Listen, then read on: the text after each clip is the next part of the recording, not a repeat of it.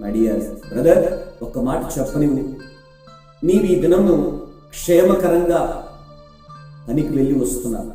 ఇంటిలో ప్రతి పని, ప్రతి కష్టము ఆమె పడి, పిల్లలు కానీ నీ యొక్క పనులు కానీ సమస్తము ఆమె చేసి, చివరికి నీవు నిద్రించేంత వరకు, ఉదయం మొదలుకొని మరలా వచ్చి నీ బెడ్లో నువ్వు పరుండేంత వరకు ఆమె కష్టపడుతూనే ఉంటుంది.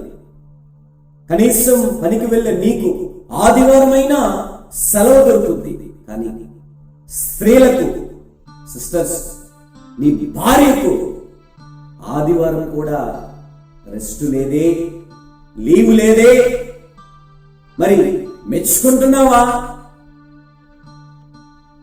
365 డేస్, 365 రోజులు పనిచేస్తున్నటువంటి నీ భార్యని నువ్వు మెచ్చుకుంటున్నావా?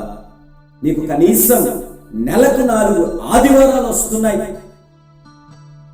ఉదయం మందిరానికి వెళ్ళి వస్తావు, తింటావు, పండుకుంటావు, రెస్ట్ తీసుకుంటావు. మరి నీ భార్య ఇంతగా కష్టపడుతున్న నీ భార్యను నువ్వు ఏనాడైనా మెచ్చుకోగలుగుతున్నావు?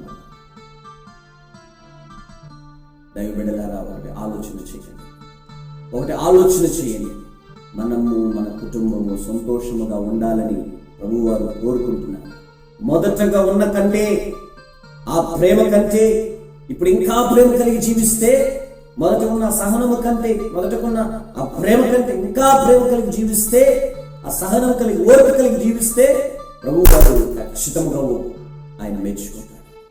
ప్రైజ్లా అయ్యా, నువ్వు మెచ్చుకునే రీతిగా నేను భక్తి చేయాలయ్యా, నువ్వు మెచ్చుకునే రీతిగా ప్రభు నేను పాట పాడాలయ్యా, నువ్వు మెచ్చుకునే విధముగా నేను విశ్వాసం కలిగి ఉండాలయ్యా, నువ్వు మెచ్చుకునే విధముగా ప్రభువ నా ప్రేమ కలిగి ఉండాలయ్యా, సహనం కలిగి ఉండాలి ప్రభువ అని నీవు కానీ ఒక తీర్మానం తీసుకుంటే, ఇన్ని దినాలుగా లేనయ్యా, నేను ఎవరిని మెచ్చుకోను, ఎవరైనా నన్ను మెచ్చుకునే విధంగా నేను భక్తి చేయను అని నువ్వు అంటే, ప్రభువారు ఈ పూట నీతో కూడా మాట్లాడుతున్నాడు.